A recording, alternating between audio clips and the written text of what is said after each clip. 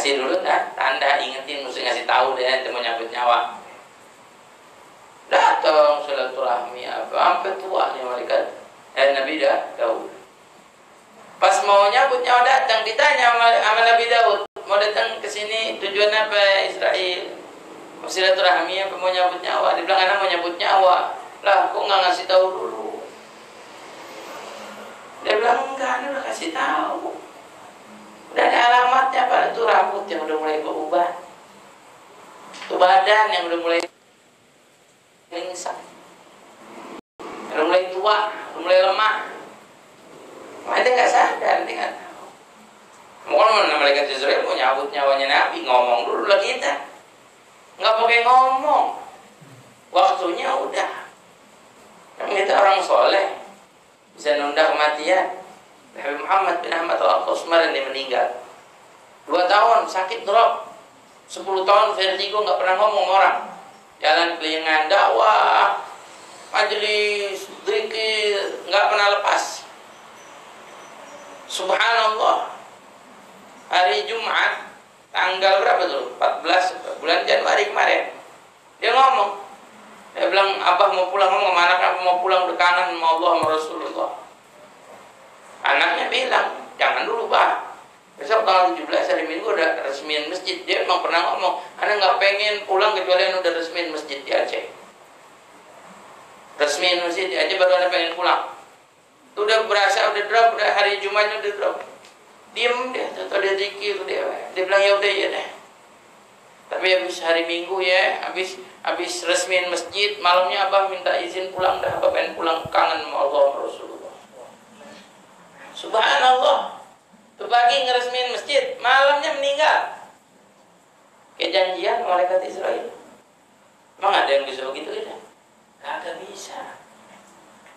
Kayak intinya dari itu jangan kita maksiat mau. Nggak mampu, kita nunda kematian kita nggak mampu. Malaikat Israel menjemput kita nggak ngomong, ntar nanti ke masjid dah, dijemput di masjid, kagak. Dia ngaji dah, dijemput di majelis, kagak. Waliyatubillah, kalau kitanya lagi di tempat maksiat dijemput, lagi maksiat dijemput. Kalau ibadah mah enak dijemput, lagi ibadah enak kita dijemput malaikat Israel. Akhirnya anak muda bilang, nggak ada syarat yang lain, ada syarat terakhir. Kalau ini susah, dia nggak bisa, malaikat Israel dia nggak bisa ngelobinya. Ada syarat yang terakhir. Apa syarat yang terakhir? Ente boleh maksiat sampai ente mati. Tapi nanti di dalam kubur ketika ente ditanya sama malaikat munkar wa nakir, usir itu malaikat munkar nakir. Bisa kata anak muda biar kata gaul-gaul, anak mudanya biar kata milenial, ngerti juga siapa yang bisa mengusir malaikat munkar nakir. Semalam tuh geluduk gede banget, nggak tahu di tempat saya, di sini gede banget, kedengeran sampai ke sini, kedengeran ya. Itu malaikat munkar nakir suaranya 100 kali lipat suara geluduk. Mi'at dof menerat nih, suara geluduk nih 100 kali lipatnya tuh suaranya malaikat munkar. Nggak kebayang bagaimana suaranya, bagaimana kencangnya di dalam kubur. Sayang aja kita di luar kagak pernah dengar. Kita di luar kagak dengar suara orang dalam kubur. Kira-kira bisa diusir apa? Nggak bisa, kata dia anak muda. Ya udah, kalau begitu kata Syekh Ibrahim Dahab, tidak ada alasan untuk engkau bermaksiat pada Allah. Jadi kita diciptain untuk ibadah, diciptain untuk taat, untuk deketin diri kita sama Allah. Makanya nggak ada nasihat di malam kecuali ayo deketin diri kita. Ini Allah kasih nikmat, apa nikmat? Sehat, jadiin sehat kita ibadah. Allah kasih nikmat rizki kita nih, harta kita jadiin ibadah. Allah kasih kita punya keluarga kita jadiin ibadah. Allah kasih kita punya apa?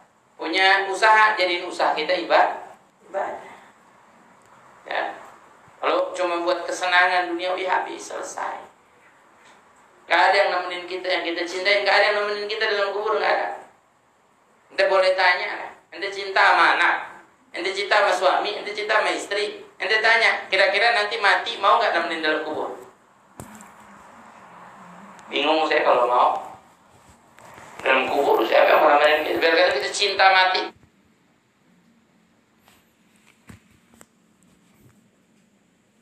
Nggak ada yang mau nemenin kita dalam kubur. Yang nemenin kita cuma amal ibadah. Satu-satunya bekal kita.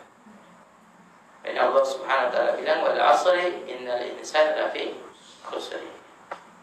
Demi masa, demi waktu yang Allah kasih. Entah kita berapa tahun lagi masing-masing dikasih. Yang mungkin 10, 20, 30, 40. Apa kata Allah? Innal insana lafi khusr. Manusia dalam kerugian illa alladziina aamanu. Semua manusia rugi. Yang habisin umurnya buat maksiat, yang habisin umurnya buat kesenangan dunia rugi. Illa alladziina aamanu, kecuali yang beriman. Tiap waktu, tiap saat muatin iman. Mau duduk di pengajian, ninggiin imannya, ningkatin imannya. Ya, bukan cuma imun doang. Iman biar aman, gitu ya. Ente mau berusaha, ikhtiar itu kalau Allah mau ngasih. Ente mau pakai masker 10 lapis kalau mestinya kena. Ente mau pakai masker 10 lapis kalau mestinya mati.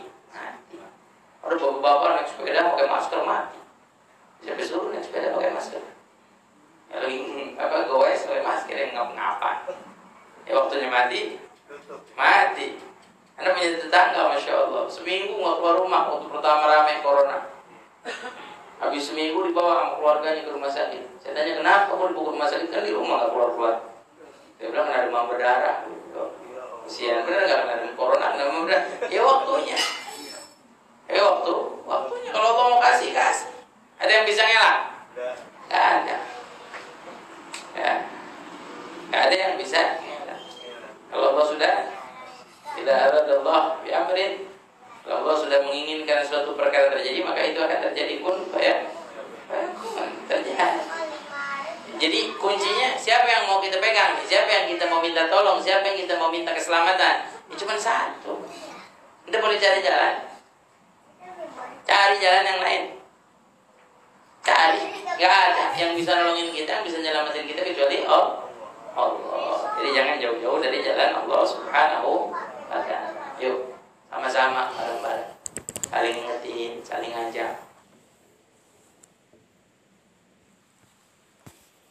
Ya, mudah-mudahan perkumpulan malam hari ini jadi perkumpulan buat kita juga nanti di surga. Jadi kumpulin di malam juga nanti dikumpulin sama Rasulullah SAW di surga. Kita duduk salawat sama Rasulullah SAW. Lain lakukan yang kita harapin supaya nanti kita bisa dekat sama Rasulullah. Wa man yuti'illaha wa rasulahu fa ulaika ma'al ladzina an'ama Allahu 'alaihim minan nabiyyin was-siddiqin wasyuhada'i. Siapa yang takwa sama Allah, bertaat sama Allah, taat sama Rasulullah, taat sama Allah, taat sama Rasulullah. Fa ulaika, mereka bakal sama siapa? Ma'al ladzina an'ama Allahu 'alaihim. Nanti kita di hari kiamat dikumpulin ya sama orang-orang yang Allah berikan nikmat khusus. Siapa? An-nabiyyin, was-siddiqin, wasyuhada, was-shalihin. 4.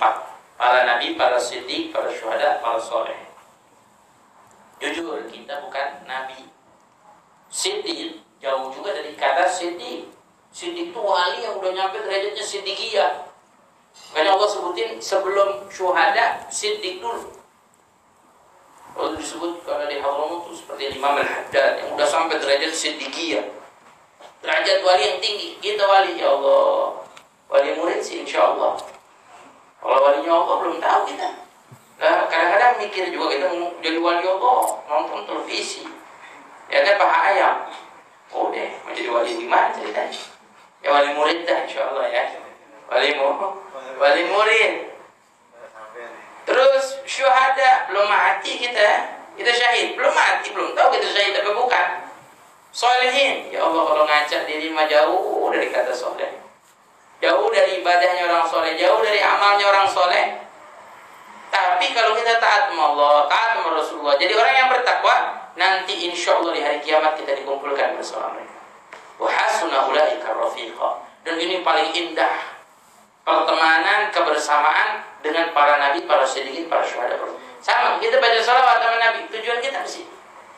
Tiap majlis baca maulid, tujuannya apa? Biar kita nanti sama nabi, biar kita bisa dikumpulin sama Nabi SAW. Dzalika fadlun min Allah.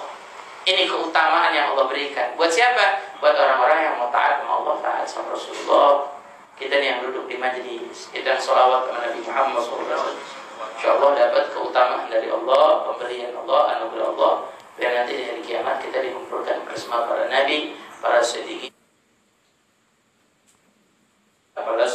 para saleh.